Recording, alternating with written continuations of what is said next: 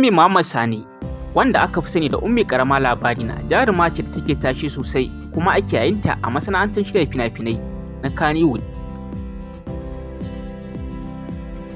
An haifi jaruma Ummi Karama Labarina a cikin garin Kano, anguwan Badawa, ranar 2 ga watan Fabrairu 1999.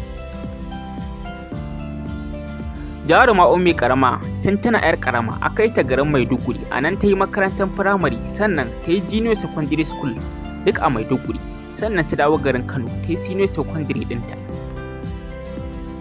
Tun daga senior secondary school, Ummi Karama bata ci gaba da karatunta ba. Jarumar ta antaya cikin masana'antar shirya fina-finai na Kannywood.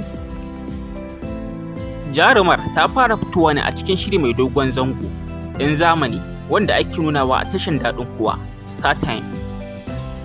Amma jarumar ba ta yi suna sosai a cikin shirin na 'yan zamani ba.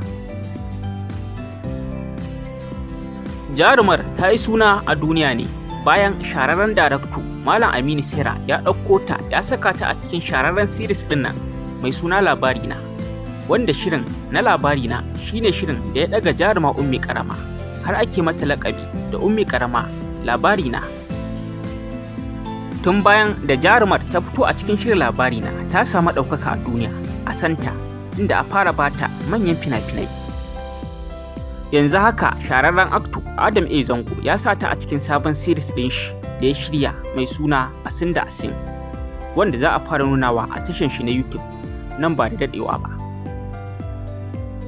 Yanzu jaruma Ummi Karama tana daga cikin jarumai mata da suke da mabiya sosai a shafinsu na TikTok da na Instagram. Har yanzu dai jaruma Ummi Karama ba ta taɓa yin aure ba a rayuwanta.